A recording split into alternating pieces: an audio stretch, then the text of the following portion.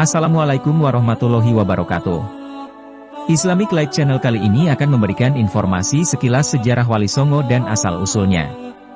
Apakah kalian sudah tahu sejarah Wali Songo dan asal-usulnya?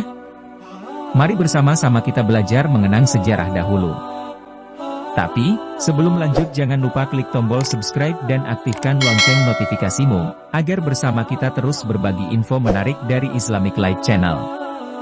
Agama Islam menjadi demikian populer dan besar namanya di Nusantara tak lepas dari peran Wali Songo. Pada umumnya Wali Songo berdakwah dan menyebarkan agama Islam di Tanah Jawa di abad ke-14. Ada 3 wilayah yang menjadi lokasi para wali untuk menyebarkan dakwahnya di Pulau Jawa, yakni Surabaya, Gresik, Lamongan, Tuban untuk daerah Jawa Timur, Demak, Kudus, Muria di Jawa Tengah dan Cirebon di Jawa Barat. Zaman Wali Songo menandakan akhir dari dominasi agama Hindu dan Buddha di dalam kebudayaan Nusantara digantikan oleh kebudayaan Islam. Meski banyak tokoh lainnya yang berperan dalam penyebaran agama Islam di Indonesia, khususnya Pulau Jawa, Wali Songo adalah simbolnya. Mereka juga memiliki andil yang cukup besar untuk mendirikan sejumlah kerajaan Islam di Jawa. Arti Wali Songo dalam bahasa Jawa, Wali Songo berarti wali yang 9, menandakan jumlah para wali yang ada 9. Namun ada pendapat lain yang mengatakan bahwa Songo adalah turunan dari bahasa Arab sana yang berarti mulia. Ada juga yang menyebutkan bahwa Wali Songo adalah sebuah majelis dakwah kreasi dari Sunan Gresik, atau Maulana Malik Ibrahim di tahun 1404. Tak cuma berdakwah, ajaran Wali Songo memberikan dampak untuk sejumlah budaya baru di masyarakat Jawa, seperti kesehatan, bercocok tanam, perdagangan, kebudayaan, seni, kemasyarakatan sampai ke pemerintahan. Nama-nama dan riwayat para Wali Songo. 1. Sunan Gresik atau dikenal nama Maulana Malik Ibrahim. Sunan Gresik atau Sunan Tandes adalah keturunan langsung dari Nabi Muhammad SAW. Beliau adalah keturunan ke-22 dari Rasulullah SAW. Nasab Maulana Malik Ibrahim tercatat dalam ensiklopedi Nasab Ahlul Bait yang merupakan kumpulan catatan dari As-Sayyid Bahruddin Ba'alawi Al-Husaini. Lahir di Samarkand, Asia Tengah, Sunan Gresik mempunyai 3 orang istri. Sunan Gresik banyak dianggap sebagai wali yang pertama kali menyebarkan Islam di Pulau Jawa. Selain dakwah, beliau mengajarkan cara baru bercocok tanam untuk mengambil hati masyarakat kebanyakan, yakni mereka yang tersisihkan pada akhir kekuasaan Majapahit. Krisis ekonomi dan perang saudara saat itu banyak membuat masyarakat Jawa menderita. Sunan Gresik membangun pondokan sebagai tempat menimba ilmu agama di Leran, Gresik, untuk memenangkan hati masyarakat. Sebagai pelengkap, ia membangun masjid untuk tempat beribadah. Masjid ini adalah masjid pertama di Pulau Jawa dan masih berdiri hingga sekarang. Nama masjid tersebut adalah Masjid Jami, Gresik. Sunan Gresik wafat di tahun 1419 dan dimakamkan di Desa Gapurawetan, Gresik, Jawa Timur. 2. Sunan Ampel atau Raden Rahmat. Riwayat mengatakan bahwa Sunan Ampel adalah anak dari Ibrahim Zainuddin Al-Akbar. Ibunya adalah seorang putri Campa yang bernama Dewi Condro Wulan binti Raja Campa terakhir dari dinasti Ming. Meski bukan yang pertama menyebarkan Islam di tanah air, Sunan Ampel dianggap sesepuh oleh para wali lainnya. Ia memiliki pesantren di Ampel Genta, Surabaya, yang menjadi pusat penyebaran agama Islam tertua di Jawa. Setelah wafat, Sunan Ampel dimakamkan di dekat Masjid Ampel, Surabaya. 3. Sunan Bonang atau Mahdum Ibrahim. Sunan Bonang adalah putra dari Sunan Ampel. Semasa hidupnya, Sunan Bonang kerap berdakwah melalui kesenian agar bisa menarik masyarakat Jawa untuk memeluk agama Islam. Pernah mendengar lagu Ijil atau Tombo Ati yang dipopulerkan oleh Opik?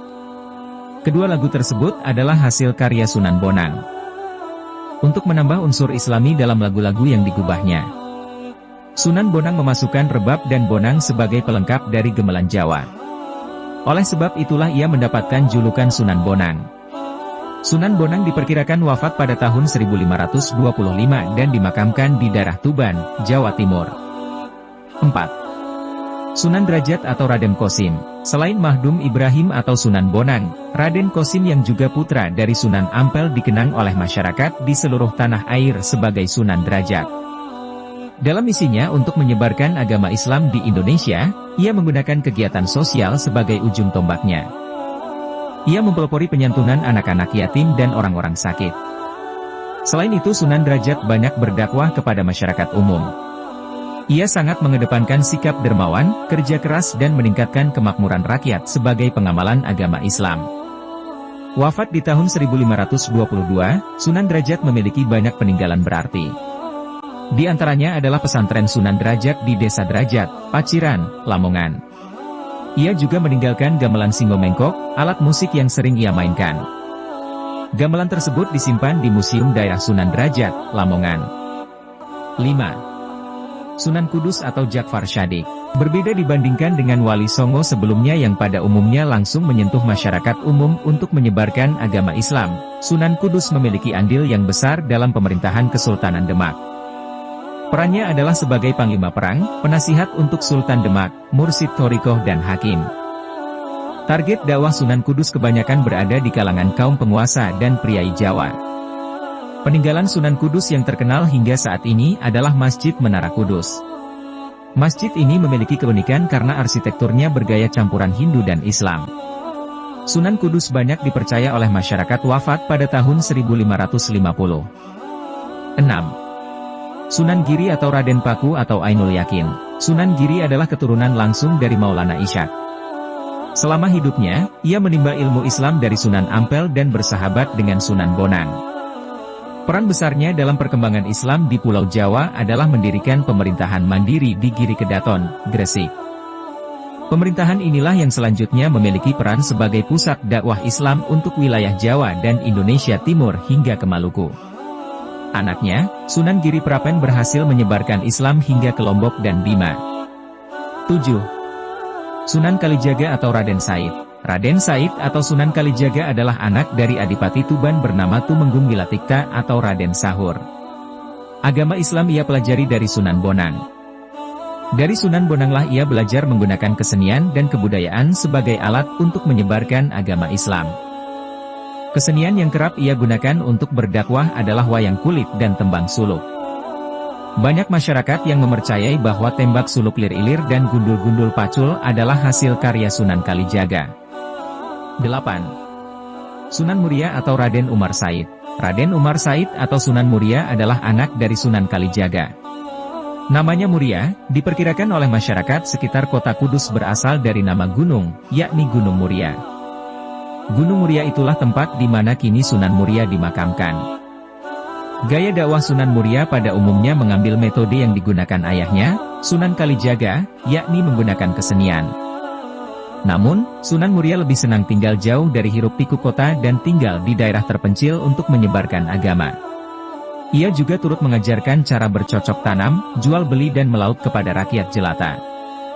9. Sunan Gunung Jati atau Syarif Hidayatullah. Syarif Hidayatullah adalah anak dari Nyai Rara Santang, putri dari Raja Pajajaran Raden Manah Rarasa.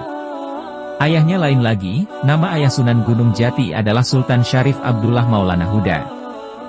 Tokoh Mesir keturunan Bani Hasim dari Palestina. Sunan Gunung Jati belajar agama dari berbagai negara. Sejak usia 14 tahun, ia sudah belajar agama dari para ulama di Mesir. Sunan Gunung Jati adalah satu-satunya seorang wali yang menjadi kepala pemerintahan. Ia mendirikan Kesultanan Cirebon atau dikenal dengan Kesultanan Pakungwati dengan restu dari para ulama lainnya untuk menyusul berdirinya Kesultanan Bintoro Demak. Ia memanfaatkan posisinya untuk menyebarkan agama Islam dari pesisir Cirebon hingga ke pedalaman Pasundan. Di usia 89 tahun, Sunan Gunung Jati mengundurkan diri dari pemerintahan untuk fokus berdakwah. Tampuk kekuasaan diserahkan pada Pangeran Pasarean. Ia meninggal di tahun 1568 pada usia 120 tahun dan dimakamkan di Gunung Sembung, Gunung Jati. Berikut adalah sejarah dan asal-usul Wali Songo. Semoga menambah wawasan ilmu bagi kita semua. Terima kasih sudah menonton, jangan lupa subscribe, like, dan komen, agar channel ini sering berbagi ilmu seputar agama Islam.